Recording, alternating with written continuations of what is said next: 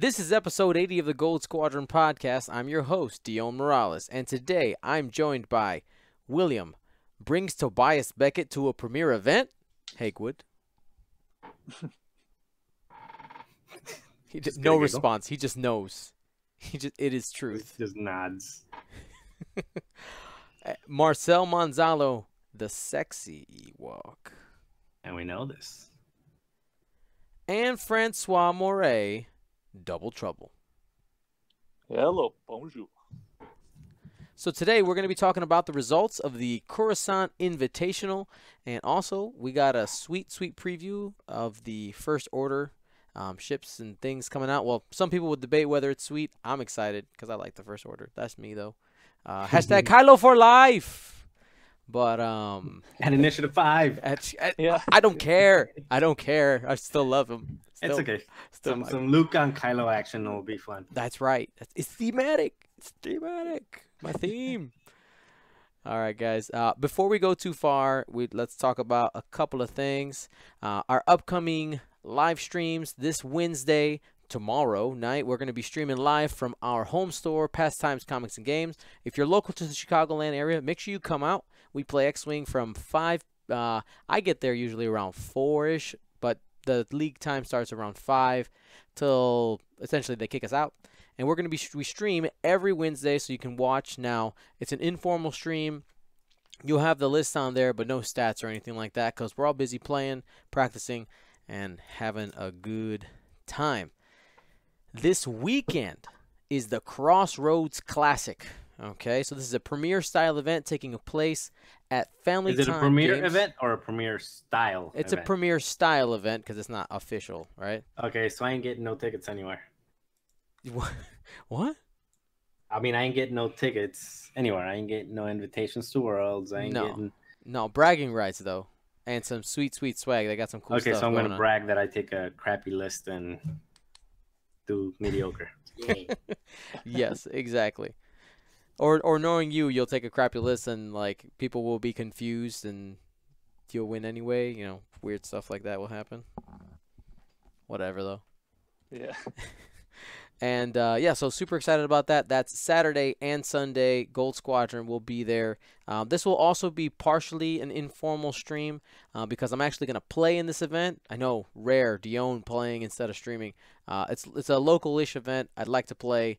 And essentially, once one of us gets knocked out and isn't in contention anymore, then you'll have somebody in the booth.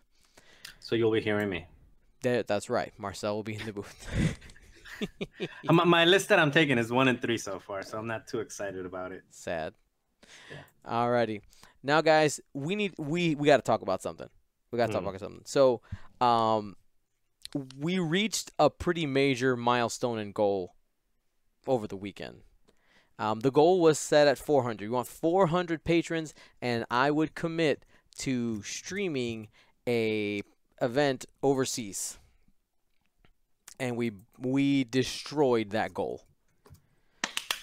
Yeah, we took the goal and we punched it in the face. Like, it was pretty ridiculous. And this was since last Tuesday when we were recording. Like, I'm super humbled. We have 52 new patrons. 52. Holy, just over this weekend? Well, starting from last Tuesday. From last Tuesday plus this weekend, 52. Like, I have a lot of names to read. Actually. Exactly 52. I just remembered, I haven't done my little click to renew my subscribe thing this month. Well, we're talking about patrons, not subscribers. Hey, Not Twitch Prime, but Twitch Prime. Everything helps, brother. But everything helps. That's right.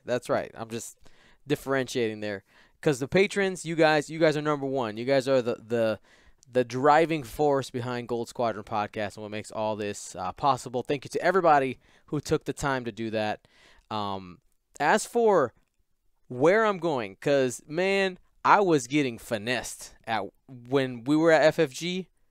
Like, people from every country were like, hey, you should come down to you should come down to Australia. That's a good place. And you should go up to the UK. We're doing this and that. Like, my head was spinning. I don't have any answers for you yet.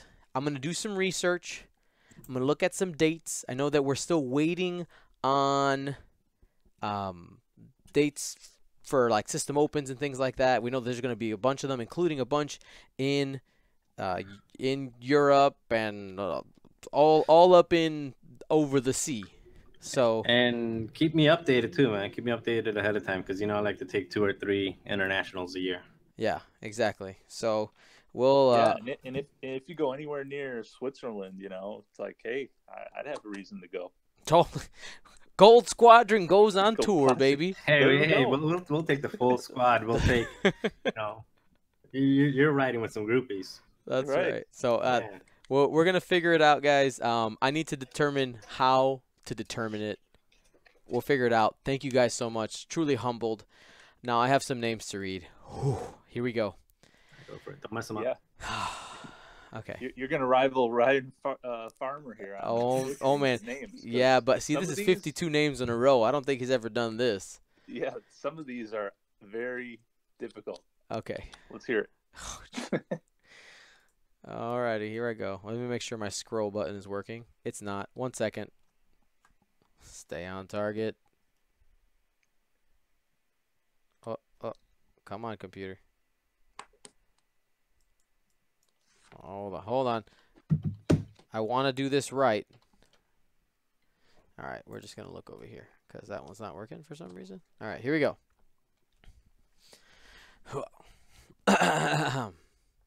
Thank you to. And when I butcher your name, I'm sorry. Is my is my next point here.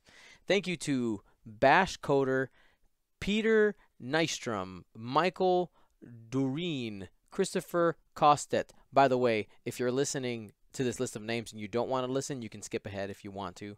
But I'm doing this, so I'm going all the way. Florian Wieberneit, Michael Jones, Rolf Hilberg, Tony Constantine. Is that our Michael Jones? Is that our Mike Jones? I have no idea. I think so. Maybe. I had the same. Because if that's our Mike Jones and he's just been barely getting on board now, good for him, but also shame on you. Gutter Romaine, Jean-Marc Konstuni, Hakan Davic Haldorisson, William Hayhurst, Ken Johnson, Attila Bodnar, Brittany Butler, Nikki Bari, Daniel Lim, Nathan Ashworth, Bobby Ott. That's the real fun Bobby. I know that. Love you. Curtis Plunk, Matt Goncalves, Ryan Anderson, Christian Johnston, Ken Sanders, Todd Grubbs, Jason Carlson, Thomas Michi, George Tare, Darren Chapman, Robert Beachtel, Logan McRary. I'm bad at reading, guys. Sorry. Terry Floyd, Frederick Banville.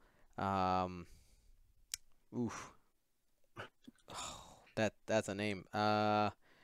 Juazez. Francois just giggling at me in the corner. Juazez Motica. David Perro, Mark Johnson. Oh, an easy one. Thank you, Mark Johnson. Joshua Newberry, Catherine Nixera, Timothy Opinaldo, Kelly Wilson, William Heim, George Irwin, Dan Hope, Yellow Azul, Isaac Carter, Peck 614, Devin Monkhouse, Timothy Smith, Jared Pace, Glenn Davies, Noah Coleman, and Joseph Kalungsad. Oh. 52 names. Whoa. That was a lot of names, guys. It's a lot of support. Thank you. Like, Wow. I said every single one of those names because every single one of those names matter. And by the way, I am in the process of recording a video where I literally say every patron's name. I just doing it little piece by piece, otherwise I'll die. All right. I am not quite satisfied with that. You need to sing. You need to sing it. I need to sing. Seriously, you need to sing it. I need to you gotta sing it. sing the names. The bar has been set. The man. bar has been set. You Okay. can't. Yeah. I mean, this is Dion Morales. He does not take it easy. The young goes hard. Do it. You're going to Australia, man. I mean, I'm going somewhere. I don't know. You can't be promising people that. You can't do that. I can't. Well, I'm going to Australia. He's just like, we're going here. Like, wait. We gotta see. Okay. And then to go with all that Patreon stuff, we have a fun and interesting Patreon exclusive event happening or thing happening in the next few weeks. I'm getting. This might seem unrelated, but on November, let me look at my calendar here. On November 16th, I am getting my wisdom teeth removed, and I am going completely under. And it was my wife's idea, so you can thank her when this content is either great or terrible.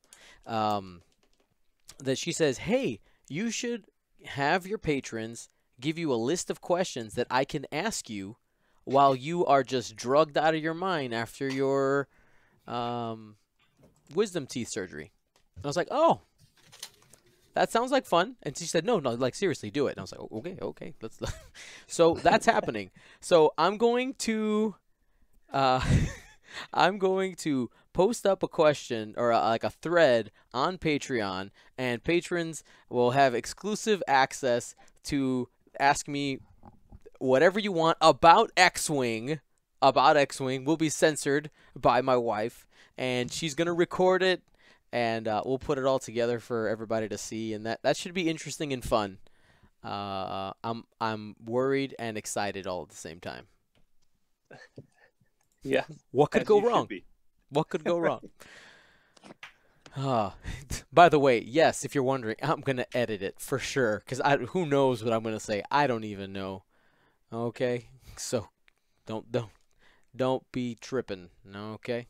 Now, let's get to the meat and potatoes of tonight.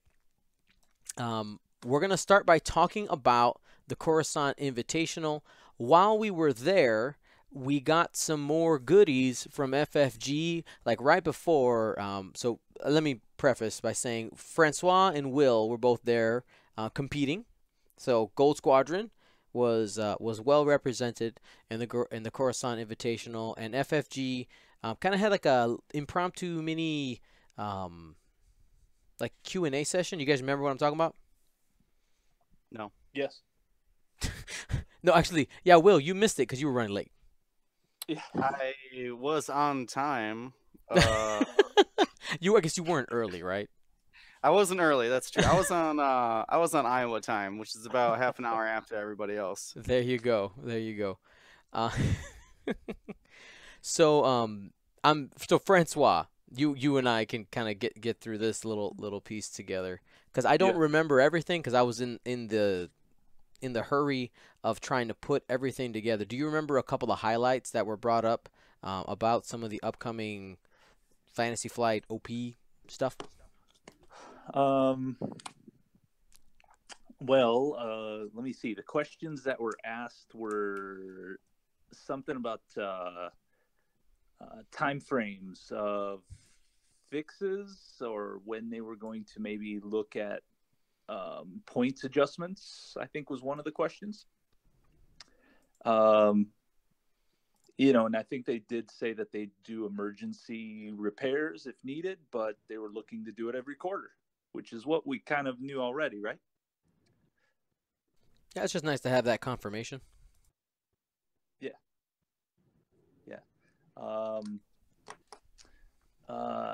I don't know. Refresh my memory, Dion. What else do you remember? So I remember as I was panicking to get everything put together, one of the things that really stuck out to me was the fact that they emphasized that the competitive events will all have the ones labeled hyperspace, right? Hyperspace. This is now cups and trials.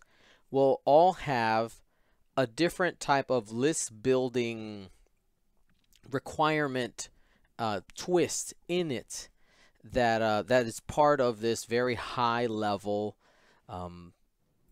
tournament, and that FFG is putting on, that have consequences for worlds and all this.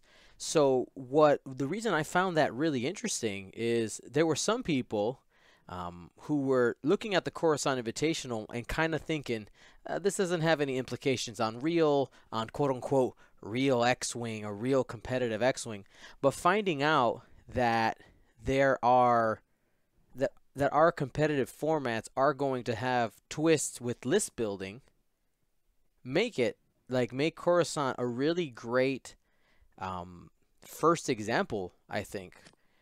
You know, we had a set of rules that we knew everybody had to follow.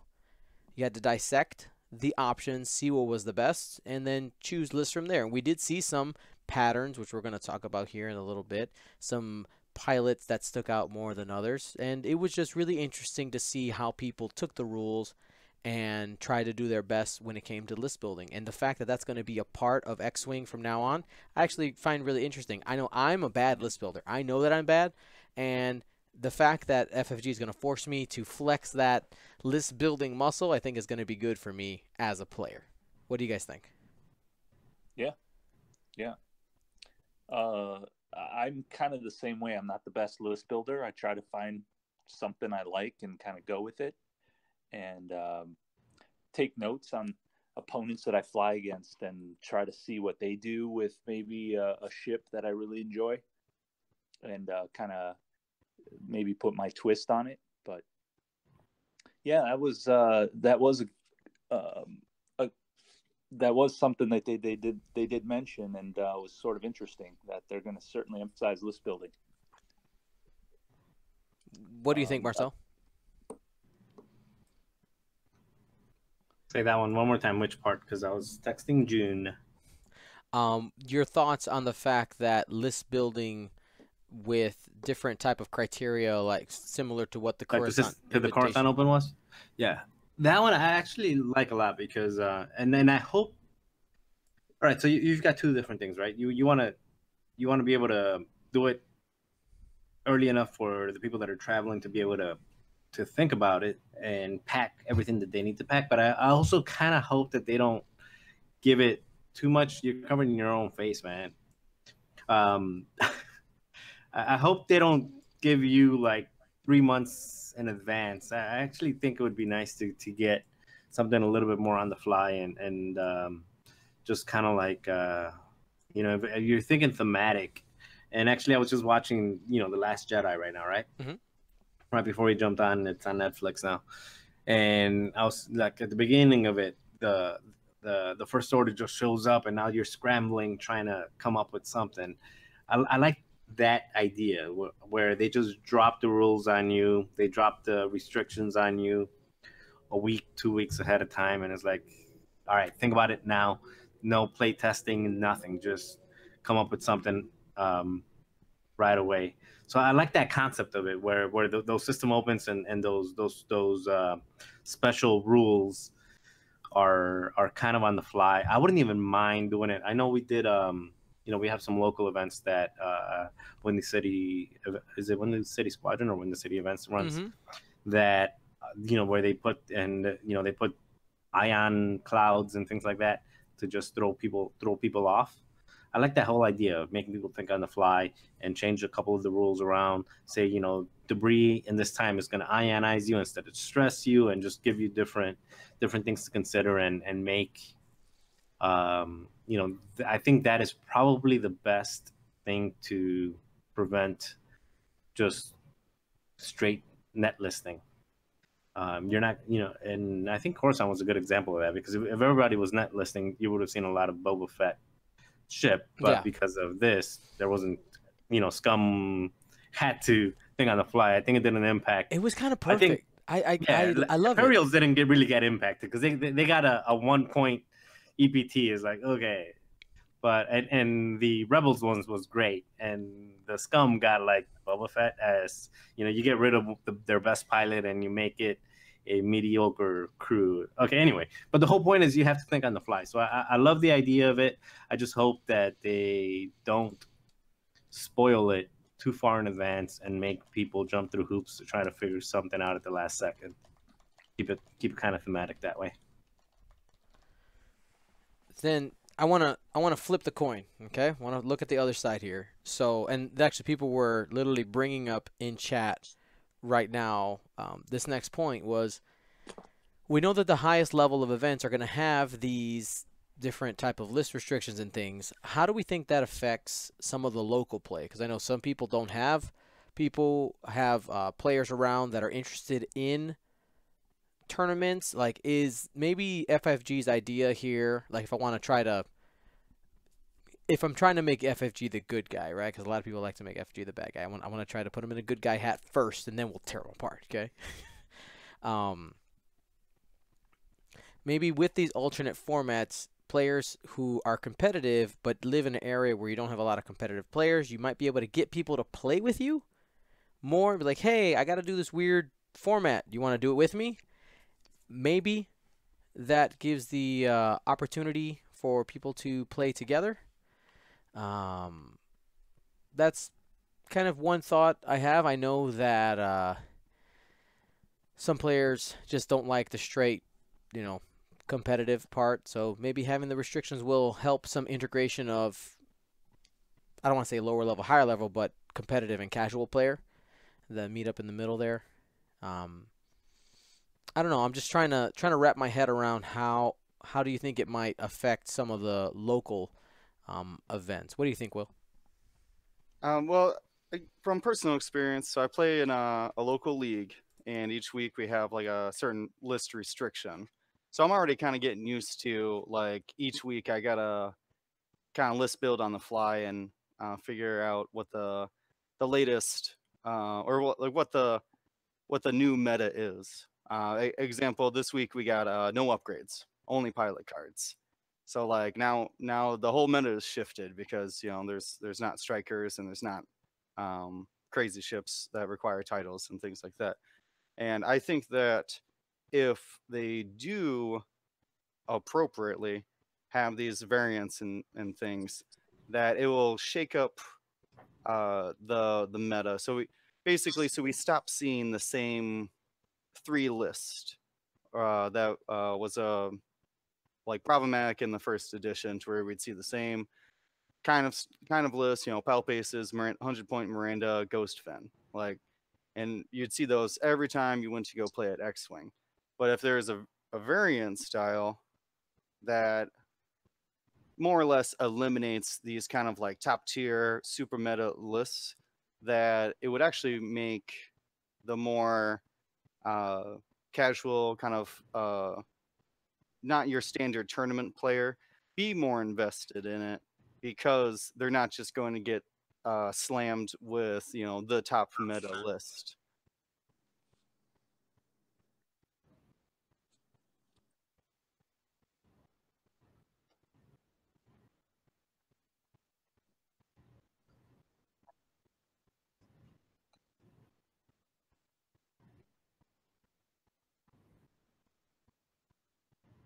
I forgot to mute myself. I forgot to unmute myself. I was hearing you. Yeah, you guys were hearing me, but the people weren't. I want to play the devil's advocate. I want to take a look at the other side. Now, for myself, I know that I don't have tons of time to put squads together.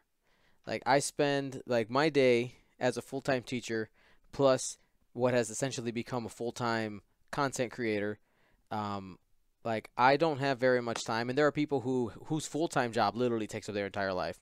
I don't have very much time to tinker with my app and look at every single variation and all that stuff. Like, I want to just kind of think about those people that don't have as much time. Now, I think this comes back to FFG and making it very clear, okay, making it very clear to the players that say, hey, here's a clear set of parameters of how you can and cannot build your squad. Here you go. The app, the way it's currently set up, and where you basically have to discover what you can and cannot do, that is inefficient. I would like to see a way to just have a more clear way to say, hey, maybe it's better to say this is what is not available. That way, when you're building squads, you know what you can't have, as opposed to going in and discovering you were trying to do a thing and now you can't. Maybe that's more. Maybe we can, as a podcast, can create something for these type of people. A little bit selfish, is also for myself, where we can make it a little easier for when we do have these formats. We can figure out what can't be in a squad, and maybe that's a way for somebody else to take it apart and take a look at it. Yeah, that kind of reminds me of like the threat cards, Mm-hmm. to where like if they come out with a specific variant that they could throw in, like they do it for articles sometimes, but being like, here's like a recommended way to use the required upgrade or required ship or whatever, and then you can kind of like build the rest of your list off of that one kind of linchpin that they recommend. Yeah, but you know, then going back to where I actually fall is with second edition. I think you said it perfectly. Like, you with the ability to make it so that the meta is never 100% set. Like, I think I land somewhere in between where you are, Will, and where Marcel is, where it's like I want some time, but not too much time, right? Like, with like between waves was too long because we ended up finding like you were saying, 3 or 4 lists that is like, this is undoubtedly the best. Like, this is what you should play. Like, having that time of discovery, I think, is important, and as that evolves, it's great. So I would say a couple things. I would say for that, you got to consider new players, right? Because we all bought the conversion kits. I mean, we're all been playing for a while. You assume that there's going to be new players that will buy the core set, will buy a ship, will buy 2 ships. The only thing I think they will, but I hope they keep in mind that it's not, that the restrictions are by omission instead of by addition. And I do hope that it's only like 2 weeks. I know what you're saying. Expound on that. Expound on that. Okay, so omission instead of addition. So let's say they want the Leia crew. They're like, oh, you have, if you're playing Rebels, you have to fly the Leia crew. Somebody's invested, but Leia only comes in the Millennium Falcon. They didn't buy the conversion kit because they don't have any 1.0 stuff. So now they are eliminated from playing because they don't have Leia crew. So I would much rather that they focus on omission instead of addition. So saying you are not allowed to fly X, Y, Z. You're not allowed to fly any named pilots. You're not allowed to put more than 2 upgrades on a ship. You're not allowed to fly Vader in this one. You're everybody's got to fly initiative 3 or below. Something taken away instead of something that you have to have this on your list. Or if they're doing, you have to have this on your list, it would be like you have to fly a minimum of 3 ships in your list. No 1 ship, no 2 ship. Well, actually, 1 is illegal now. No 2 ship lists.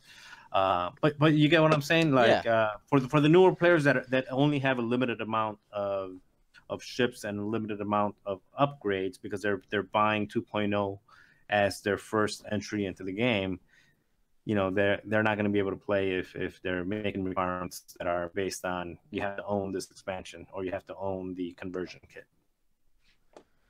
Yeah, I love that explanation, Marcel. That's great. So this is just a little bit of a discussion on, again, we know nothing official. That's just some speculation off of some of the things that Zach Rayburn was saying, and he didn't give anything concrete. He's just saying, like, hey, there's going to be different rules. Get used to it. So we'll see what happens there. So let's talk about how we did at Worlds. Marcel, I know that you sorry, I said Worlds. Coruscant, excuse me. At Coruscant, Marcel, I know that you weren't there, but feel free to chime in with any questions that you have. And again, I didn't even play, so I'm probably going to be asking some questions too. So my first question is, how does it feel to be good at X-Wing? Both William and Francois, not so much to Dion. Oh. That was. Hey, Dion, really, you and me are in the same boat. Come on. I was 1 game away from getting a Khorasan Invitational, sir. I was a 1 bank away. No, I was 1 bank and a William Hank away. It was a K-turn, wasn't it? No, I was No. a one bank and a William Oh, yeah? Hagwood away, I think. Right? Well, Was I was I think I was one missed crack shot away with a 5. No, was it 4? No, with 4 corrects fighters. So I'm on the same boat with you, but we still didn't make it. You know, we all have reasons, we all have excuses. so close. But you know, Francois and William have the floor. So Francois and William, the best of Gold Squadron at the moment. How does it feel to be good? yeah, it is. What do I want to say? I would say validating. I mean, Marcel, excuse me, Francois, I can expound upon this point, but both of us were flying what ended up being very meta list that included one of the strongest ships and maybe the most annoying ship in the game, Miranda. And to be able to show that it wasn't the list, it wasn't Miranda, and it wasn't TLT and regen, it was what I can do with ships on the table that earned me my invite and earned me, the achievements that I had accomplished on the last of the first edition tournaments. And like I said, that's it's very much like gratifying, I guess, to like see that I don't need the overpowered ships, that I could just fly what I want to fly, and as long as I fly it well, that I can do well even in a second edition environment. All right, William, that deserves a, what do they call it? The slow clap.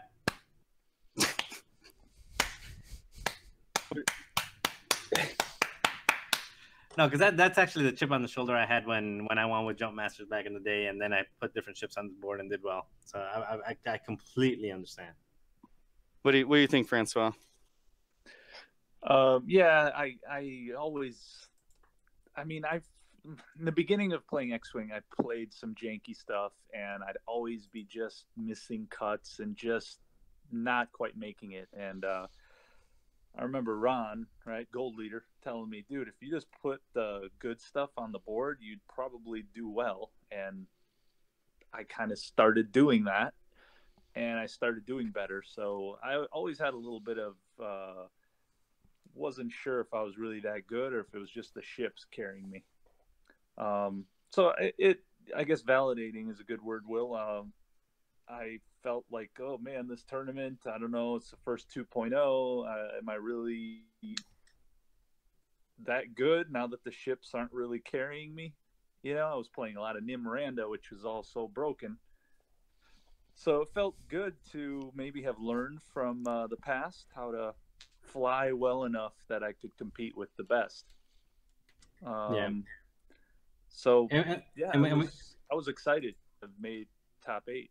And we should just, for the people that are listening, I don't think we mentioned it yet. Both Francois and William made top 16 at the Coruscant. So no, they did better than that. They did better than that. They got top 8. Okay, so both Francois and William, sorry about that. Both Francois and William got top 8 at the Khorasan Invitational. So when they're talking about validation, it's because they kicked butt and they represented Gold Squadron very well. Well, I guess we should just jump ahead to the brag section, okay? Just a little bit, okay? So now that we know that there are going to be competitive events with like weird list building, right? And two Gold Squadron guys, went to the event with 2 completely different squads, right? They didn't all bring the same thing, crates, and both got in the top 8. And now, did we take the event? No, I'll be on, right? No, we didn't take the event, but we're in second edition now, and the way it's trending, right? Where you at, crates? Yeah, I'm calling you out. Where you at? Just saying. All jokes aside, guys, I'm super proud of you guys that you did so well, and it was great being there. Yeah, I think it's actually super interesting, the list that we chose versus the list that we were flying previously, because I think that both of them showed what our true strengths were, outside of just the actual list. Like I brought the Drea Swarm, and because my skills are small base formations, and Francois, you brought Rexler Vader, right? Yeah, yeah, just two aces. It's what I was used to flying before and what I really felt comfortable with. And I love the adrenaline rush because there's a high risk, high reward. Yeah.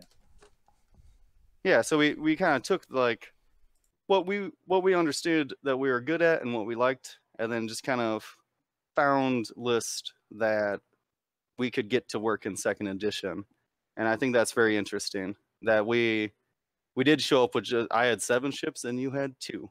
And they were I had a PS1 swarm and you had 6 and 5 with a super bid. Yeah, 6 and 5 with as big a bid as I thought I would need. Yeah. Yeah, that's wildly different. That's the complete opposite ends of the spectrum. Yeah. Well, I wanna kind of jump here really quickly because I was just confirming some information that some of our listeners were giving us.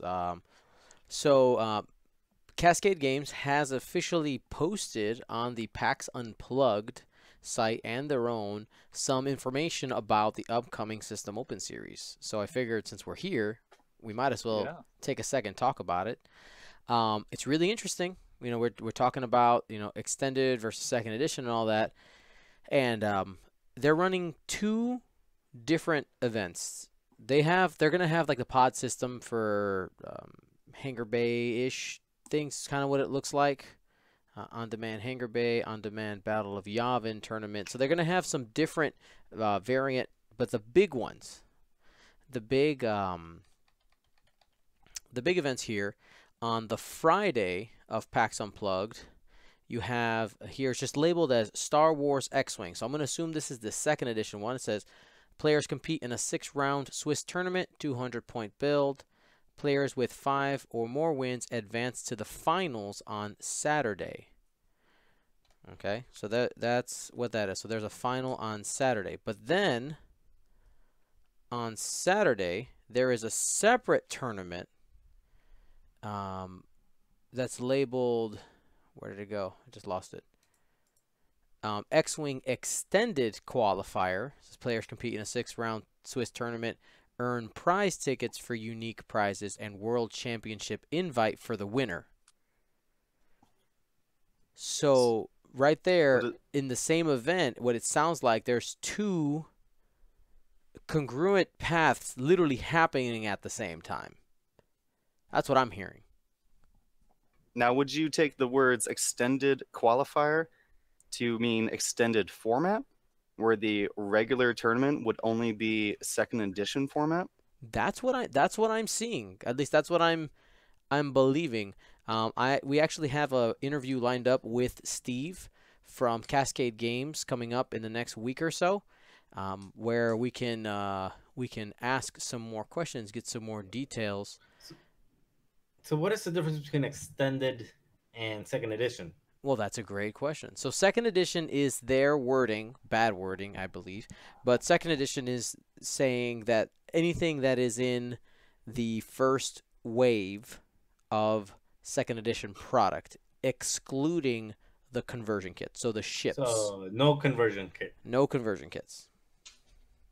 So in theory, extended play and second edition over time will pretty much become one as products come out and they catch up. Or like Magic the Gathering or other games, certain cards will become illegal and not, like Juke may be completely disappear because it was an extended play that never was released as part of a second edition.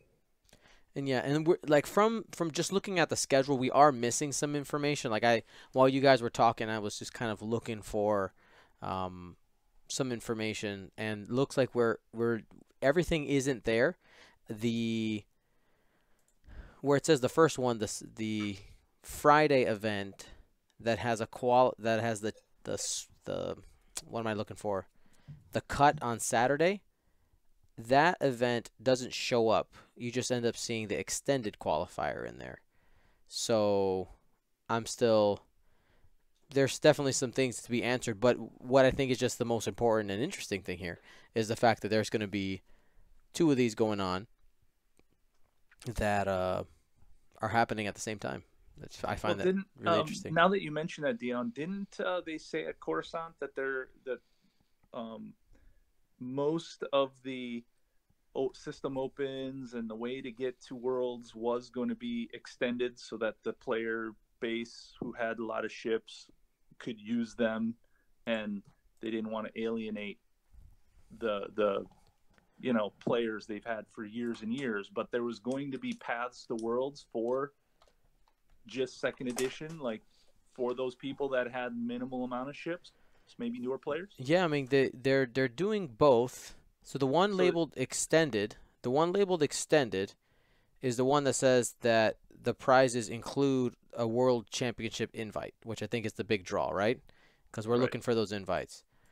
Then the X-Wing System Open qualifying is something that you end up advancing to the finals on Saturday. I don't know if this is just leftover language from last year, but like I want to know, like, when is the Saturday tournament for what's they're labeled currently X-Wing System Open qualifying? Is that a separate path to Worlds? Does that have a path to Worlds as well? Like we got to start digging. If I remember correctly, they said that the next Coruscant will be a smaller tournament that I believe it was only going to be for the winners of the Opens, and it was going to be like a small event the day before the Swiss rounds at Worlds. So it'd be basically combining the two, the invite and the Worlds together, but it would be a smaller event just for like the winners or finalists. I forget exactly the wording of it. No, he did say it was just the winners. So it was going to be a small side event at Worlds, basically. So I would assume that if you at least won the System Open, you should be allowed at Worlds then. Yeah, I mean, I would hope. We'll find out. I'll send some emails. We'll get some more information. But this was brought to my attention right now in the chat. Thank you, Mega Silver, aka Tommy Adams. He said it popped up, so thank you for that. Breaking news. Breaking news. Live at 9 and 10. Anyway, we'll jump back to, and you know what? And since we're on it, they're also doing a bunch of these on-demand hangar bay or just like different build group pod things. So they have like on-demand Battle of Yavin hangar bay and just like all kinds of stuff. It's just really cool. We'll jump back to the notes. Sorry for the distraction, but let me take a minute. We'll switch the gears back to the Khorasan Invitational. Let's talk about streaming. Okay. So what's your setup? What's my setup? It's a secret. It's not a secret. I want to say thank you to Devin Monkhouse for coming down from the Toronto area. His boys, a bunch of them, got invites and reached out to me and said, "Hey, I'd love to make it down, but won't have anything to do. Do you need help?" And I was like, "Hey, come on down, commentate with me." Did a fantastic job. Just wanted to do a quick plug for the Prototype Toronto League. I know they're having their big event, the PTL Open, soon. I'm sorry, I don't have the date off the top of my head. They're just look up Prototype Toronto League on Facebook. You'll find all the information there. Looking super cool. I need to talk about my favorite game, though. So all the videos are already up on YouTube. That's done. I spent all yesterday night, all Monday night, and today getting all that set, done, edited, pushed to YouTube. It's up there. My favorite game, and I'm not biased because Will's in the game, but it was William versus Blair Bunky. 14 ships on the table. It was the most stress I've ever had as a streamer, keeping track of 14 ships' health. It was fun and not all at the same time. I was glad when I saw ships dies, including Will's. Like, I was just like, thank God, it's another one I don't have to worry about. But it was really great. to see that many ships on the table. Yes, it's going to be a slower paced game than what you're used to because there's 14 ships. There's a lot of ship moving. There's a lot of thinking. But I found it extremely entertaining. And if we're going to see more swarm play and more larger squads, those are the kind of games you're going to want to watch. So was it worth it, Dion? I know in the morning you were hesitant. It was worth it. Peer pressure. It was. Yeah, worth I actually saw that game on stream. I was watching it at because that game was going on right before we started our we do at Pastimes we do the first Sunday of the month we run an event. So right before that started, I was watching it. Or was it then? Yeah, it was that day. It was because it was a top 32, right? Yeah, the top 32 match. It was fun, and I thought William had a lot of paths to defeat. That there was a couple things that happened that and I thought anyway. So it was a great match. And this weekend, I think from the stream I saw. And it's no knock, it's no knock on Dion or anybody else. You get the games that you get. But I saw one of the games that I thought was the most interesting, which was that one. And I also saw one of the matches that I thought was like just put me to sleep. Literally. It put me to sleep. It was what was it? I think was it Nathan Idy against somebody else? It was one that there was Nate. So they're nobody shot at anybody. They're both people we know. Like so there was we only can... 2 shots that actually landed hits and killed something. I forgot who it was or what it was. It was Tyler Tippett. So they're both people we know, so we can knock them a little bit, right? So yeah. Nathan Idy and Tyler Tippett. So yeah, that was boring. I mean, sorry. It was like nobody was shooting anybody. Well, here. It's like okay. So look at it. I understand. Right? I understand. It's like when you're watching football and or you're used to like a lot of plays, and then some people don't like watching soccer because like it's a 1-0 match, right? But there's a lot of skill involved in that 1-0 match, right? But also you get a lot of skill sometimes in that soccer match where you're seeing like Brazil against France, and then all of a sudden it's like 3-2, a lot of action. This was more like a let me see who. Because I don't know anything about I know nothing about soccer. Mexico against because I love Mexico, but they play so slow. Like Mexico against the U.S. Let's say that match, I love to watch it, but it's going to be boring because both teams are going to be very defensive and very calculated, and they're going to take like 3 shots on goal the entire match. Well, I mean, I would say that's a opinion. I actually find the positioning part of the game very interesting, and I think there's a lot to learn from that game. Both players, so Nathan Idy, if you know anything about his style, is that he is unwilling to engage on your terms at any means. 0% of the time will he engage on your terms. That's just his, and then when he does, that's when he loses, and he knows that. So. Like he was unwilling to engage, so Tyler had to go and seek him out because Tyler is he likes to play, right? He's like, you know what? No, I'm aggressive. I want to come and get you. So he went out and got him. He tried, and I think he lost 1 striker. I think it was, and that was the game. Go ahead, take a look on YouTube. I guess we gave away spoilers already if you haven't seen it, but I thought it was. It's a different type of game. Not a lot of dice were thrown. Go watch the video, comment on it, and let's do it. Are you team Dion and say it was a masterful match, or are you team Marcel saying like this was dull and just put like little sleepy Z's on it? Be respectful to the players, but sure, you could. There is. I am. You couldn't. No, be... you. I'm talking about you. I know you will. I'm talking about the commenters. You know. Yeah. No. You commenters. Yeah, because when you're in a tournament setting, you're gonna do whatever it takes to win. You're gonna play your match to win. Right. And sometimes your match, the best way to win is not put yourself in a bad spot. And so they're doing the things that they're supposed to do. Right. Doesn't necessarily mean it's got a lot of action. Yeah. So I mean that's. I see you squirming. You're squirming. You're trying to be nice. You just threw the crates under the bus as bad as you can, and then they're the crates. That's Nathan is great. but he's barely, pobrecito. Yeah, He's I know. he's Yeah. He's like a baby crate. he He's he's so huggable. he's still learning his mean side. Yeah. Right, yeah. It's barely there. Anyway. Well, going back, what Marcel doesn't know is breakfast prior to the game, there was a little peer pressure of like, Dion, stream that match. Get those little squares, 14 of them ready. Take that match and put it on the stream, and I think peer pressured you into it.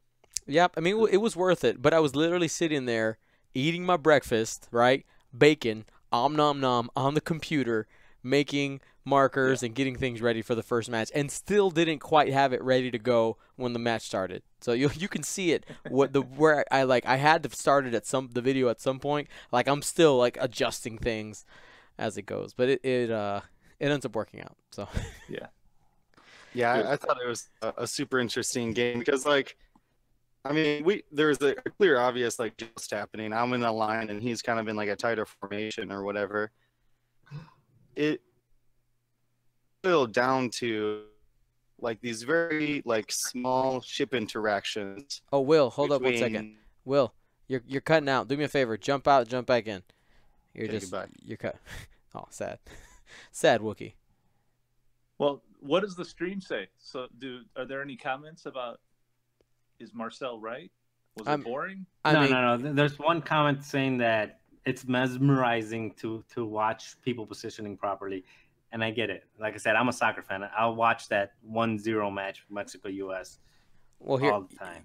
I get it. Let's look up. Let's look up some totally accurate and objective information. I'm gonna pull up our YouTube. You're gonna pull it up on YouTube. I'm gonna pull up our YouTube channel. Okay. Okay. Let's see what people have said. So we'll look at like percentages or something like that. It's only been up for a few hours, so this is absolutely accurate. We'll go just pulling it up here. Somebody said I did fall asleep watching that match. Thank you. Oh, snap. I'm not alone. All right, let's see. So we're going Will's game. I mean, I said Will's game was my favorite game, so that yeah, that was mine as well. So Nathan, Idy, and Tyler, there's their game right there. They currently have, gotta make sure I don't get any sound right now. They have 4 likes, 100 and, as of right now, I mean, it's been up for a couple hours.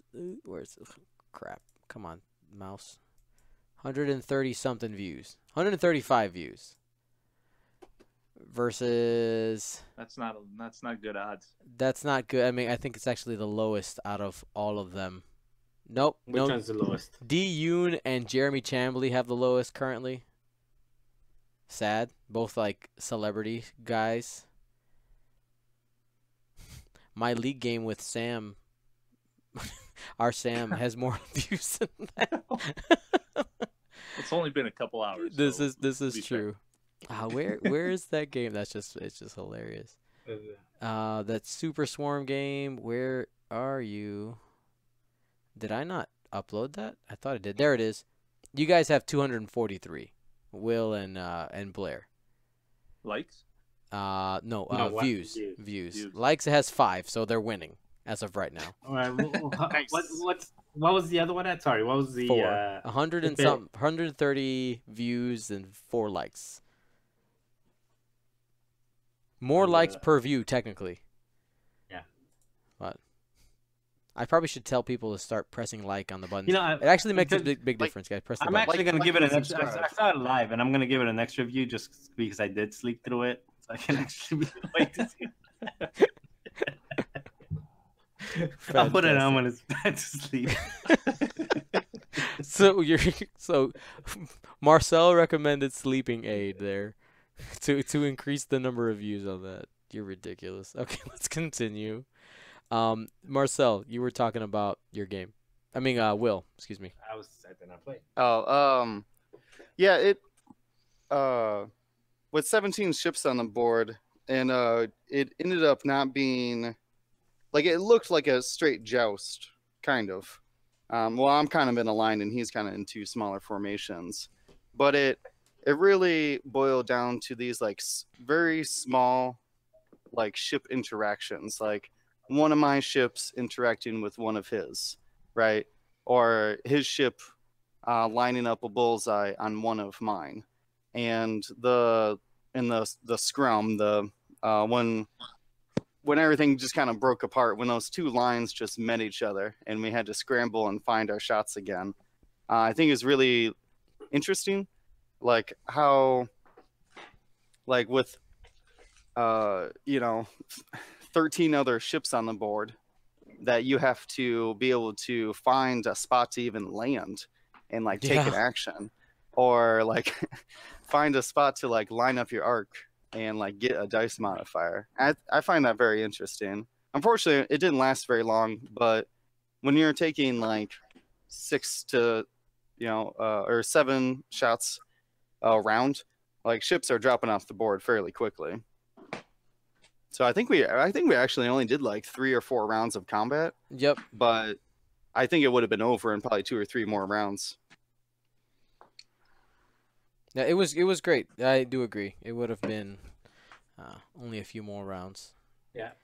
In that game, I thought there was one that too hard reverse. Yeah, those two the forward two, back. The 2 forward back, because that was such a risk. Because if he would have gone 1 forward to try to set up the K turn on the next one, he would have ate you up, because that still had a crack shot on it that it would have shot first. I mean, one. But you gotta. I mean, that's the perfect example of these like single interactions between 2 ships that quad jumper had to decide: do I let that Z get behind me? Like, what is that? Like, just like in that fight, those ships were only interacting really with each other. Mm-hmm. There was a whole other fight going on, but they really only determined like positioning between themselves. And that's super interesting. I enjoyed it quite a bit. I got lucky though in that I think that I was able to deny a lot of shots. I was basically only fighting a Ewing and 4 Zs for most of that match. Being able to throw them onto rocks and block that K turn, a couple other things. Yeah, but that is not luck. That is not luck. That is flying and taking your actions and doing the things that you're supposed to do. You had the tools. You had the tools. Means luck. Yeah. We've been rambling about this. That's fine. It was a great game. Yeah, Francois, let's shift to you. What was one of your favorite games? Maybe something that you saw across from yourself. You have the floor. Talk about Coruscant, please. Well, all my opponents were fantastic. Some local, some international. But I'd have to pick one of my international opponents, Fitzgerald Fernando. He flew. Hold on, I got to get that list up. He flew a Countdown, Colonel Vessery, and Redline. And he flew Countdown, Colonel Vessery, and Redline. Is that better? Okay, and basically, the high risk and high reward of having two ships that are somewhat. He caught my Vader, and I basically had to come back from despair with just Rexler breath, and was able to get it to where it was Rexler and Vessery at the end game. And that was just a really fun game in that I was behind almost the whole game trying to claw my way back, and managed to do it against a good opponent, and just kind of showed me how strong defenders are, but a advanced sensors defender that's higher initiative, just, man, it's like he could not really get too many shots on me when I was able to. Can you take a second? Because I want to talk about the advanced sensor defender. That's something your list was Vader, Rexler, and I know that some people don't understand why advanced sensors on something like a Defender at Initiative 5 is a good thing. So I just like you to pretend like person knows absolutely nothing. Why is that a good thing? Well, I mean, the whole concept of the list that I gravitated to or towards was having two aces that could react to a perfect knowledge of what's on the board. And having a PS6 and, well, PS5 is a fierce battle of a lot of good pilots. That's why I had to go with a big bid so I could react to what's on the board. And having advanced sensors just allowed me to dial in a move and see if it was going to work. But if it wasn't, I could boost or barrel roll and still do that. You know, it's a Defender, so let's just call it what it is. It's usually a 4K, right? Yeah. And I could just boost or barrel roll that 4K where I needed to be. And man, it was clutch in many of my games. Advanced sensors, so without that upgrade, I would have had a very different tournament. Could tell you that.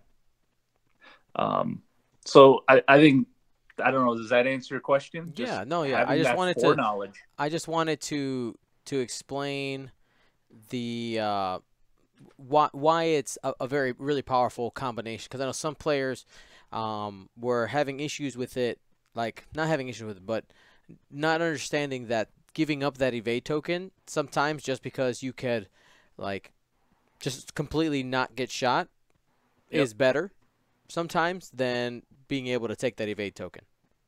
Yeah, and or bumping and not taking any action. Now you get an action instead of no action. Right. Yeah, and it was yeah, I'm shooting naked dice, but against like Redline, for example, it's like, well, he's got one green. I'm probably going to do some damage, you know. And I got to say, you know, again, I'm not a great list builder, so the basis of this list was really I was listening to the Birmingham Barons, and Joel Killingsworth made this list. I don't know when 2.0 just came out with their points. Yep. They kind of were just, you know, brainstorming. And I really like the thought of these two aces and the concept. And obviously I tweaked it for Coruscant, but because I had to put Ruthlessness, which is basically a worthless upgrade on two ships. You know, Francois, when you go, if you ever take a moment and look at a couple of our practice games where you were practicing this list for our league night, there are quite a few comments when people go, "Why is Ruthlessness in this list? This makes no sense. Why would you damage Vader?" Like, I specifically had to put notes like in the comments and the description box saying, "Guys, he was practicing for Coruscant. You're right. It doesn't make any sense." Yeah, I never use that upgrade, and when people ask me, I'm like, yeah, it's only in those fringe cases where it's time has been called, I'm not going to put Vader at half points, and I need to get an extra hit on, I'll use it. But I never used it the whole weekend. It was just so I could be legal. There you go. If you would run the list again, what talent would you use?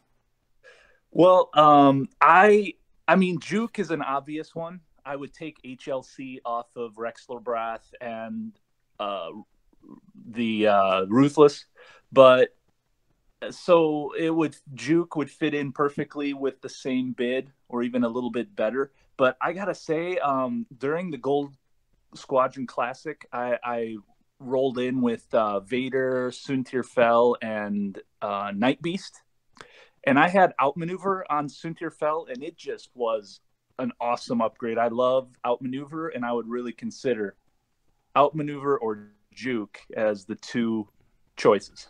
Yeah, without maneuver, you're basically turning a ship into wedge, especially if you got a pilot skill 6 like a Suntir. Right. You basically got a wedge. Right, and it's so easy to outmaneuver pilots with advanced sensors, Rexel Brath, that you're shooting 4 dice, basically, you know. Fantastic. So yeah, I mean, overall, guys, I want to say that I'm super proud of you guys. It's just cool to see that the work that we've done together as a squad, and practicing and conceptualizing things all together. It pays off. So good work. Yeah, and Gold Squadron on top. That's right, or close, close, right? We were. I think it was just me, you, and Chris Norris. I think we're the last remaining Americans in the top 8. America's last hope. I was gonna say, we Oh my God, sorry. gotta take back these tournaments, man. These Europeans keep winning these big tournaments. That's right. We got to do something about that, Dude, they are good though. They're not. The only reason they're winning them is because, man, those guys are legit. They know what's going on. Like it's hard to play against them, man. Oh yeah. Yeah. All right. Well, let's go ahead and move on, guys. Coruscant Invitational, and just so much. Make sure you guys look at the YouTube videos. Bunch of stuff happened. Actually, just before we started the podcast, I uploaded a kind of like a preview segment where you just saw the first opening moves of every match in like ×8 speed. Just kind of a quick preview so you can kind of see how things are about to go down. If you want to see like which game you should watch, if you're just trying to pick one really quickly, it's like a trailer essentially. I made a trailer for the stream stuff. I don't know. Tell me if you guys like that or not. It took me half hour ish to put it together. Let me know if it was worth the time. Let me know. I want to take let's see. Look at our time here. We're already let's take 15-20 minutes here. Let's talk about some first order stuff here. So let's make this a little bigger. Enhance. There it is. Sorry, chat. You're getting covered up. FFG released an article on, was it Monday? Was it yesterday? It was the 8th, so that would have been Sunday. No, that was yesterday. Sunday's day. Yeah, Monday. Monday, yeah. So yesterday, about the first order release. I know some of y'all are excited, some of you are not. Some of you have turned this off already. That's okay. But for those of you who want to listen, let's talk about it. So we got this big spread of stuff. We've seen this before.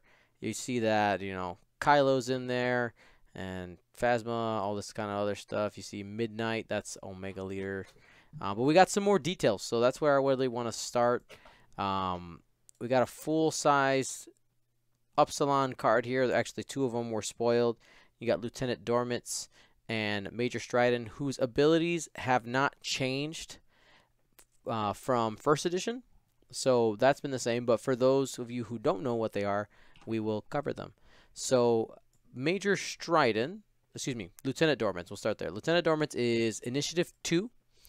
He is the Hypercomms Specialist. It's the subtitle. It says, Setup. After you are placed, other friendly ships can be placed anywhere in the play area at range 0 to 2 of you. And then the Upsilon shuttle has the ship ability Linked Battery. While you perform a cannon attack, roll 1 additional attack die. Has Focus, Target Lock, Reinforce, Coordinate, and Jam. Those are all white. So I would suspect that this thing's going to be pretty expensive with all those white actions. Right off the bat, it's going to be super expensive. Do you guys think people are actually going to put cannons on these things? I know they have that linked battery abilities. What do you guys think? Oh my God, Becky, look at that action bar. I saw this and I fell in love. Oh my God, 4 primary link gives you an extra. So if you put a heavy laser cannon, you're rolling 5 dice. Basically, tractor beaming with 4 dice. If any of them are going to have an EPT, any of the higher pilot skill ones, and you get to put in a trick shot or something and rolling 5 or 6 dice through a debris. Yeah, this thing is a beast. I don't. Maybe ion cannon. some Yeah, things. for dice, and yeah, especially those the ion cannons. And you're trying to ionize the medium or large base ships. You got to get a lot of it on there, Mhm. and you're rolling 4 of them. Yeah, this thing it has to be expensive. And not only does it have to be expensive, if they keep the same dial that it has in 1.0 It's so or good. something similar, it's got a really good dial. It's got a lot of upgrade options. We also haven't seen what upgrades are available for it yet, but I think they kind of have to, don't they? Because the Force Awakens and the Resistance are just such a limited number of things that are available to them. Period. Yeah, they're gonna have to be That priced aggressively. Yeah, so they're gonna have to make they're gonna have to make them a little bit beefy and worthwhile because there's less options. It's like this when Scum first came out. You have very few options of what to do. I hope they don't. Well, actually, I don't even hope they don't. It doesn't matter if they overcorrect because that's why they set up the whole app thing anyway. Yep. So correct me if I'm wrong, that this will essentially be the only support ship the First Order has access to. To start with, yeah, for sure. This is their. I think they do need to be aggressively priced. Their dial could get, in theory, worse because that coordinate and jam is going to be so strong. I'm also really surprised that it kept 6 shields. That's an insane amount in second edition. Yeah. Yeah. Yeah, it's second because there's a lot of things. Even if they kept the same amount of health, they swapped it, right? They took like half the shields and would convert it into hull and things like that. That's Yeah, I mean, crazy. just the Houndstooth had the similar stat line, 180 instead of 3 attack dice, and it had in first edition 6 and 6, but now it has 9 and 3. So they really want to get these on the board, is what it seems like. They're trying everything they can.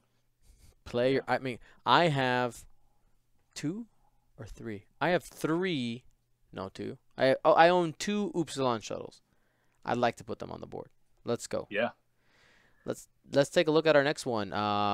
Francois, can you read that one? Major Strident. Yep. One. All right, let me get to it. I gotta say, man, HLC is gonna get stapled to these things. You think so with the bullseye? I don't know, 4 points for 5 dice attack. Ooh. I mean, they'll fight other big ships really well with that. I forgot that it's only 4. It's really only 4 points. 4 points Oh, for an extra. Like, that's why I had to put it on with my list because it's like it's so cheap, even though it's bullseye. But yeah, okay. Major Strident. While you coordinate or resolve the effects of one of your upgrades, you may treat friendly ships at range 2 to 3 as being at range 0 or range 1. Yep. So nothing different there, but this was a really powerful ship in first edition that didn't get to see too much play because this is right when Paratani took off. For those of you who were around in those days, this really powerful squad that essentially gave you like infinite focus. It was kind of crazy, but yeah, just being able to say like all these effects can just go a lot farther than they usually are is just really powerful. The crazy combos when it comes to using like weird upgrade cards, this is where it's going to be at. Major Strident, calling it now. Right there, I think he's the best one. I think one thing stands out to me, and it's kind of interesting, is that it references putting or making them range 0. So normally you'd have to be touching a friendly ship, but in this case, it could be out at range 3. I'm be very interested to see what upgrade is looking for friendlies at range 0. Oh, that's true. A docking upgrade. You could dock some TIE fighters, some FO fighters or something. I don't know. But yeah, something. I mean, it gives you the option there, right? So they at least have the option to make something. Cool. Maybe future design space. Yeah, precisely. They didn't lock themselves out at all. Yeah. Let's get into some crew cards, okay?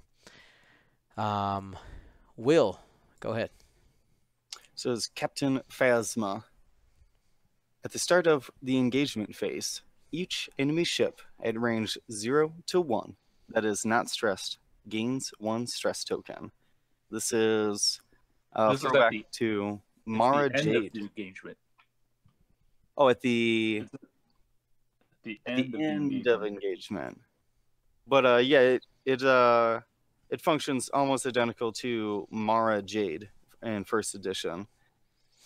But there was in that atmosphere, there are so many other ways to stress things that Mara Jade didn't see as much play. In this instance, This girl gonna get some play. right? Yeah, it's kind of weird that you're suggesting to your enemies that they should stress themselves because they're going to get stressed anyways. Yeah. But it's still very strong. Well, I mean, think like just the fact that you can stop somebody from K turning behind you, like that's huge. Yeah, yeah. I feel like this is going to need to be on your Upsilon. Yeah, that's great transition there, Will. I mean, because the Upsilon's gonna have some trouble turning around, and this essentially buys you an extra turn. Yeah, great point there. Absolutely fantastic. Any other thoughts on there, gentlemen? All right, we'll move on. Next one, General Hux. Go ahead, Marcel. While you perform a white coordinate action, you may treat it as a red. If you do, you may coordinate up to 2 additional ships of the same ship type, and each ship you coordinate must perform the same action, treating that action as red. Holy, I'm out of breath. Hold on. Whew. Okay. Outside of the wordiness, it's basically I don't even know if it's got something that would have. There was a couple ships. There was an upgrade in 1.0 that gave 2 additional actions. I think it was General Hux, or something that gave 2 focus tokens, and then you got another focus tokens with a third focus token. But basically, this is when you're flying a NFO swarm, really. Yeah. You're gonna have an NFO swarm. You're gonna have it supported by one of the Upsilon shuttles, and yeah, just giving out a whole bunch of actions. Now, one of the things that'll be good for this particular upgrade is putting this on a low initiative ship, so you can go ahead and focus or evade everyone or barrel roll everyone, and then put green dials on the maneuver, so they can still take their regular action afterwards, so they'll end up unstressed afterwards. So yeah, I think this is probably going to be one of those 12 to 14 point, 10 to 14 point. That's gonna be a big one. Upgrades. Yeah. It's important to note that it's required to be first order, and it must have the coordinate action, as you do see right there on the bottom of the card. It has to have a coordinate action, and it doesn't give you any actions on there. So that almost assumes that there will be other first order crew carriers that don't have the coordinate action then. Yep. Well, I think they're setting it up just in case. I don't know if they're going to be out of the box or out of the gate like that, but yeah, this is. I mean, anytime you get free actions, you gotta take them. Free barrel roll for everyone, free focus for everyone, free evade for everyone. What were you gonna say, Francois? Well, I was just I was trying to put it, like, imagine in my head, would you want this on, let's say it's an Upsilon shuttle, would you want that shuttle to be higher initiative than your swarm, or vice versa? Because I guess coordinate is restricted to what, range 1, but 0 to 2. Stride now, 0 to 2. 0 to 2. Okay. Yeah. But Major Stride now is allowing it to be up to 3, right? Yep. Because he changed. So wouldn't you want your swarm to go do what they're gonna do and take a focus, and then your Upsilon goes after and maybe barrel rolls them into position, if he's like a PS6 or 5 or 4 or whatever, the highest PS you could initiative you could make it? Well, would you want that Upsilon lower, and then have to do green maneuvers with your swarm? I think they give you 2 completely different play styles. And you know I think what? the first one is stronger though, man, because you can I, reposition. I think it's all going to depend on, when you look at the TIE Swarm and you look at all the named, you can have a 6-ship named list where they're all 5 and, 4 and 5, and that type of scenario, the having the low support ship giving actions before works out. But if the named pilots on the FO Swarm don't quite live up, then you're right. Having that higher pilot skill to reposition them at the last minute makes sense. I think it really depends on, when we take a complete look at all of the Upsilon shuttles or all of the crew carriers. Let's call it that way. When we take a look at all of the crew carriers and we take a look at, the FOs, or even might even be on the SFs if you can fit 3 SFs in there with a crew carrier. So I think that's really where we're gonna find out, how it plays out. I'm gonna go with option C. Ooh, And option C, wild card. I like it. I would suggest you make them all the same pilot skill, because it's making your actions red. You can wait until after somebody clears their stress from a K turn, and then coordinate 3 ships, and then allow the 2 ships who didn't or who aren't coming out of a K turn to then plot green moves as well and clear their stress like that. But I think they're all correct answers. It depends on the list though that you're trying to achieve. Yeah, and I think and then the other side of that is you literally get to do both, right? You could either action and then coordinate to move them, or vice versa. Like you get both options if they're all the same initiative. That's pretty cool. You could wait until a ship comes into range of coordinating, or you could move your Epsilon first to make sure it's in range of the ships before they move. I think you would have a little bit more versatility with all the same, but it depends on the ships you're coordinating.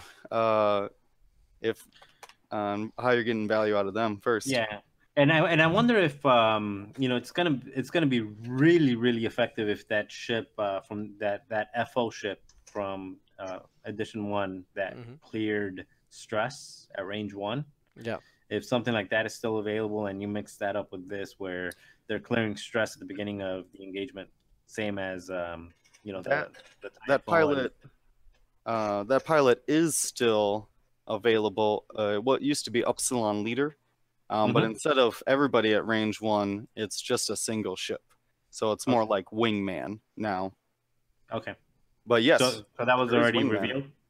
Yep. I mean, I can see it in my head, so I hope I'm remembering it correctly. Photographic memory. All right. Well, let's keep going here. I'll take this one.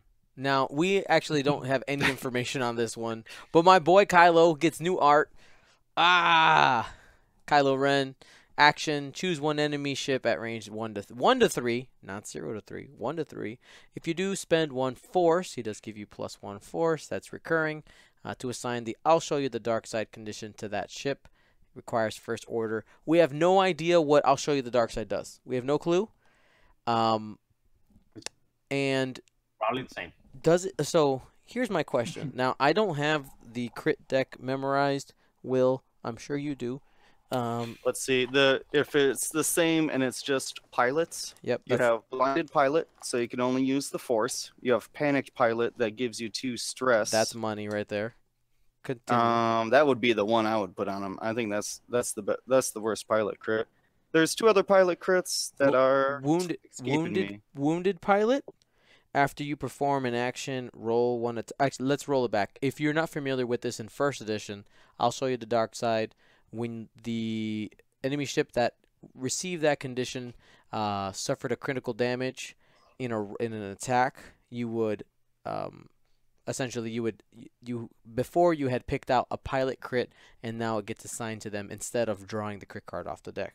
So that's what we're talking about. But wounded pilot says after you perform an action, roll 1 attack die. On a hit or a crit result, gain 1 stress token. So that's a 50-50. So bad, but not the worst. And then stun pilots, after you execute a maneuver, if you've moved through or overlapped an obstacle, suffer 1 damage. Yeah, panic pilot is the worst. Yeah. Unless there's ways to tractor. What? Not in the damage deck. Not in the damage deck. No, I'm saying unless you have a you have a list that's doing a lot of tractoring and you put Oh, the to put on, rocks. to Beam put on on an the rock. Epsilon. Yeah, something. You Oh. know, if you're putting things on rocks and stuff like that, you're gonna be auto damage plus they're rolling for additional damage for being on the rock. No. Sure. I would. My guess for the new "I'll show you the dark side" is it definitely isn't going to go underneath your shields anymore. No. It's more likely the next time you get a face-up card, you just get that card instead. That seems like a Yeah. very 2.0, like, tone it down. Yeah. For sure. Yeah, it seems Yeah. to be the theme of like proton bombs does the same thing, right? Shields, not under shields. So I agree. All right. And Seems then- like First Order is weaponizing stress a little bit more than the other factions. Like that's their identity, maybe. well, I mean, they're like the Nazis of Star Wars. You should be stressed out. Yeah. Alrighty. Will, go ahead, take this one. All right, this is Petty Officer Theonison. During the activation or engagement phase, after an enemy ship in your forward firing arc at range 0 to 1 gains a stress or orange token. If you are not stressed, you may gain 1 stressed. If you do, that ship gains 1 additional token of the same type that it gained. So in the activation phase, you'd most likely be getting stress tokens for K turns or red moves, red moves and like link actions. In the engagement phase, you're looking more for, say, beams or Ion. I think this synergizes that linked battery as far as handing out orange tokens to people. So if you do end up with I think tractor beam's still range 1. 1 Yeah. to 3. 1 to 3. I don't know if ion cannon is also range 1 to 3. It is 1 to 3. Okay. Well, yeah, exactly. Then. Oh, yeah, because you've been flying those IGs, so you would know. Yeah. But yeah, this sounds like if you shot your now dice, or no, it'd be 5 dice. I believe, Marcel, do those get range bonuses at range 1? I think all the bonuses supply as normal for those cannons. So it'd be a 5 dice ion cannon at range 1 from your Upsilon. You could take a stress and give a ship 2 ion tokens or 2 tractor tokens, depending on what kind of cannon you shot. It also looks like the Upsilon has jam action. Jam, baby. Petty Officer, if you're looking at somebody at range 1, which is where the restriction of jam anyways, if they're inside your firing arc, you can essentially have a red jam that hands out 2 jam tokens, which would be very strong in my opinion. And I think this is definitely, if you're utilizing that linked battery, you need to get a Petty Officer on board to have advantages. But also, double stress in a ship sounds great as well. So Petty Officer plus Phasma? Like they want each other, right? Ooh, yeah, because Phasma will give you a stress at the engagement phase. You can double stress somebody. Boom. That sounds pretty good. Will's getting excited. Oh, he likes him some stress. Ooh, double stress, huh? Ooh. Fantastic. And then we'll cap this off. Francois, what do we got there? Oh, am I doing Snoke? Go. Yeah. Supreme Leader Snoke. During the system phase, you may choose any number of enemy ships beyond range 1. If you do, spend that many force to flip each chosen ship's dial face up. What? Yay. So this is I love Intel Agent. Intel Agent. Oh my god. Yeah, it's like an Intel Yeah, Agent wait. on steroids. Oh my god. So the question is, how do you force pilot for the? Well, it has force itself, so you can do 1 that way. If you have I think the Upsilon shuttle will come with a Kylo pilot, just like the original. There was a Kylo pilot in the Upsilon. That's another way to get more than one. Or if you just put Kylo, this actually was just straight suggested out of the article, which can be a dangerous thing. But if you have Kylo crew on there, you could also do 2 a turn. But here's the thing, 3 though. crews. It might have 3 crew. You never know. That'd be a lot of crew. Yeah. But what was I gonna say? Marcel, you and I, you first, leaned so heavily. We're like Intel Agent is how many points? 1 point in first edition. We just leaned on that. Like it was just so good. I would wager that Supreme Leader Snoke is going to be a ridiculous amount of points. Ridiculous. I mean, compared to the 1 point that. Yeah, I think it's going to be probably around 12, and I'm putting it up there with the sister card. Yeah. I think not only because of the ability, but because of the Force, because the Force can be used for anything. Yeah. So it's basically giving you a soft focus every single turn if you choose not to use it. Wait, yeah, I saw your lips moving, but no words came out. Every time. Yeah, so you get a soft focus permanently, and so there's just that's probably going to be one of those 12 to 14s also, which will be completely worth it, especially if you can get, let's say you've got, put Supreme Leader Snoke, and you put that other, what was it, General Hux or somebody that gave you extra actions with a bunch of pilot skill 1 FOs, and now you know where 2 or 3 ships are going, and you can reposition your FOs to get the blocks that you need to get ahead of time. I mean, yeah, you can do some, and then you put a tractor or some other type of control element on that Upsilon. If that Upsilon carries 3, actually this is 2, so you'll get probably 1 extra because if it has 3 crew slots. But anyway, the whole point is you can do some serious shenanigans, almost to the point where the First Order, the First Order is got a lot of resemblance to the Scum in that they're using a lot of tricks and a lot of gimmicks. Well, I don't think it's trick; it's technology. They have a lot of technology, but they've got a lot of tech that isn't just like the Rebels, putting out a whole bunch of health, or the Imperials being very agile. This is a Penguin. I think the First Order is coming out a lot like the Scum, where they're using technology or tricks to catch people off guard. I find the Snoke very interesting if mixed with that Initiative 5 Kylo. Being able to predict where I-6s are going to be every round, I think would have extreme utility. Totally is not in my plan, Will. Totally not in my plan. I'm sure not. As soon as I saw it, I was like, "Oh, Kylo! Yay!" Kylo would love that. And now you can build it up all the way to 200 because who cares? That's right. And you know what? I think I say this for competitive balance reasons. It's probably a really good thing that Kylo isn't I6, because if you take Snoke plus an I6 ace that can double reposition before he moves, that's gonna be bad. It'd be too good.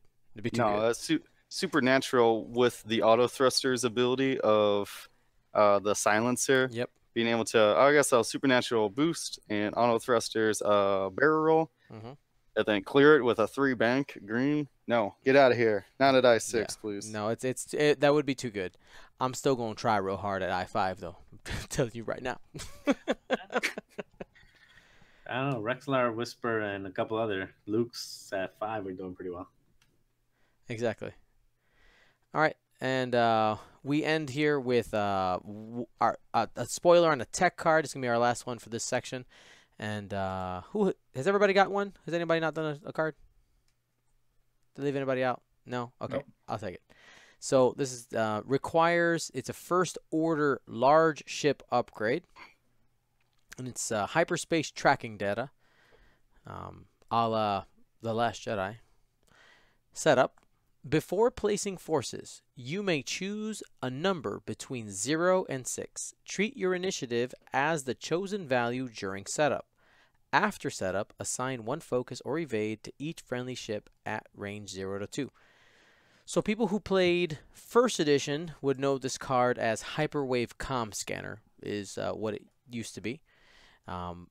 Very interesting card, was really good in Epic. if you were into that, and might still end up being a really good card when we get Epic in second edition. But just the ability to be flexible there, the trickiest thing that I've seen be really good using this effect is taking things like Major Stridon. Is it Major Stridon the one? Or no, Lieutenant Dormants that lets you deploy. I'm gonna go through our cards here real quick. There you go. That lets you deploy at range 0 to 2 of you, so basically farther out. You put down Lieutenant Dormants before your I1s because you could do that with the hyperspace tracking data card. That gives you some flex there. So if I have hyperspace tracking data on Lieutenant Dormants at I2 and I have a bunch of I1 FOs, I can place him at initiative 0. That way I can take my I1s and put them out at range 2. Yeah, I think it's going to be good for going back to the 1.0, how much they keep from 1.0. But if the SFs don't have an evade action, but they have a tech that lets them keep an evade like there was, if they have that kind of stuff, then being able to get that evade to hold in order to put jokes on them and things like that might be good. Could be. All right, so that's everything that was spoiled in that article. We look forward to seeing what else is coming. We know that according to a trade magazine that we actually posted pictures of last week, that it's supposed to be coming in November, and we're probably by the time you listen to this, almost halfway through. We're about third. We do have. Go ahead. We do have one more card that's spoiled here. Oh, did I miss one? Special Forces Gunner. Oh, I missed that one. Well, it's not in the spread of 8 cards, but you can read it on this little montage of cards that they have. Okay, I have the montage. Let me pull up the montage. Read it, Francois. Go for it. It says, after you perform a primary front arc attack, your turret, right? I suppose it says if your turret is in your primary front arc, you may roll 1 additional attack die. Or it says something, I don't know, gets cut off, but if you perform a primary front arc attack and your turret is in your back arc, you may perform a bonus primary turret attack. So this is probably that's so good. This is probably for the SF, right? Yeah. Most Gotta likely. be.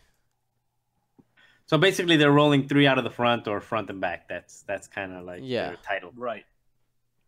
So they're 2 dice attacks probably, and 3 out the front or 2. Yeah, but this time they're making you choose one or the other. Are you going to be rolling? Right.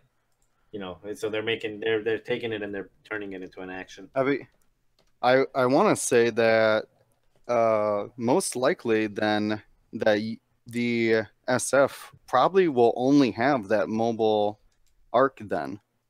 No, because they're saying a bonus attack out of the back, so that means that they'll have a probably a stationary front 2 die arc and a secondary arc that you can rotate.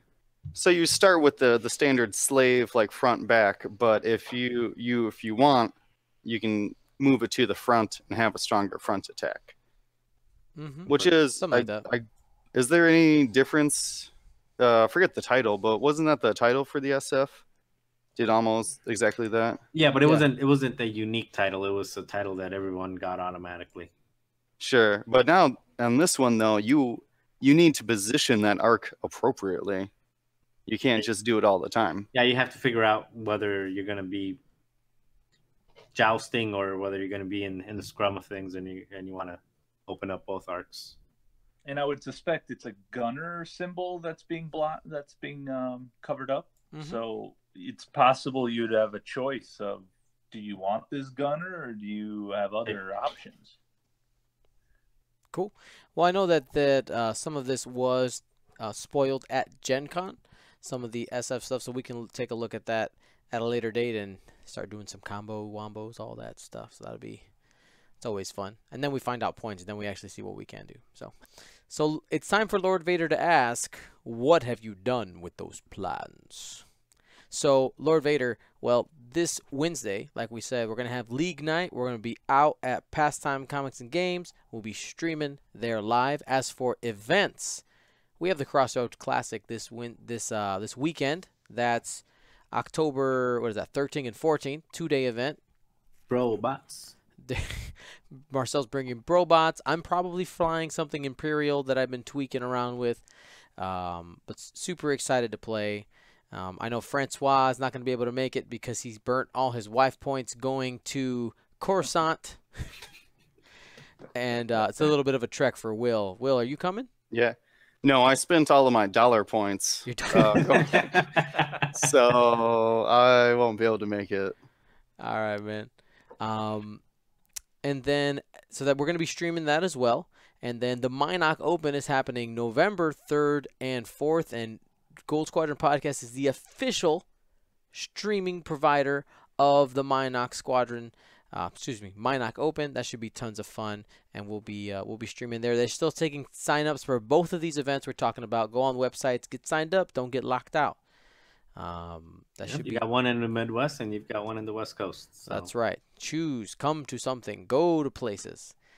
And they've got the system open in the East Coast, so you got something to do. That's right. Pick something, go places. So you can watch all of our live events at twitch.tv/Gold Squadron Podcast. Don't forget to hit that Twitch Prime button. We were doing all kinds of giveaways and stuff like that for people who were pressing Prime and for patrons. I mean, I had so much fun giving stuff away. Like it was like I have a bunch of stuff to mail. It'll all get probably mailed on Thursday. That's when I actually have time to do it. So if you want a prize over the weekend, I'm not ignoring you. I did say on the stream, I said, I'll get to it this week. So Thursday, Friday, that's when I'll be shipping all the stuff, and you'll know I will have shipped it by getting a message from me either through Twitch or Facebook where you responded to me, and it'll say shipped or please send me your address. If you haven't sent me your address yet and you were a winner, send me your address so I can get you your stuff. You can watch all of our X-Wing replays and streams and podcasts and a bunch of other stuff that's coming is on the way. Super excited for some things that are to come. Make sure you hit that subscribe button. We just hit 4,000 subscribers on YouTube, which was awesome. And I'd like to get to 5,000. That's free. Just click the button. It helps. Make sure you're clicking like on videos, and it's all things that just help the channel grow. So thank you so much to everybody who's done that. And make sure you put the Z symbol on a certain video. The Z? Oh, The sleepy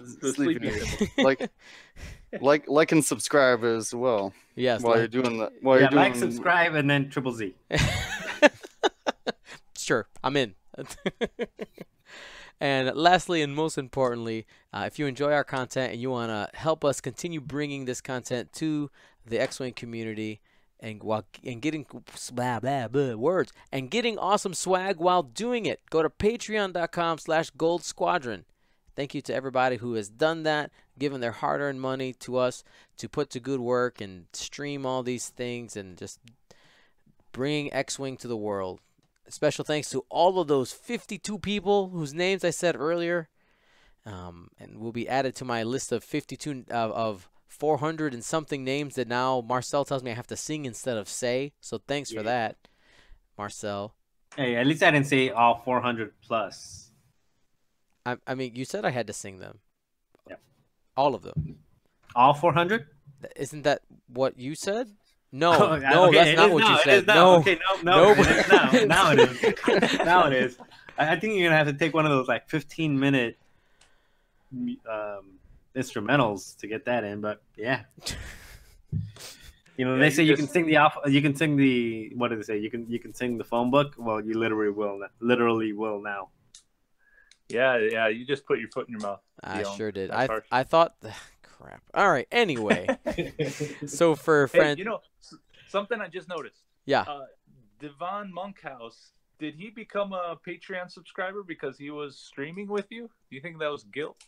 Okay, I better become a Patreon if I'm on the stream. I heard during you guys commentating me and Blair's game that he wasn't a subscriber, so he must have done it pretty recently. Yeah, he did it. He did it while he was casting with me. It was pretty great. All right. So Well done. that was fantastic. All righty, everybody. So for Francois, Marcel, and Will, my name is Dion Morales. Gold Squadron, out.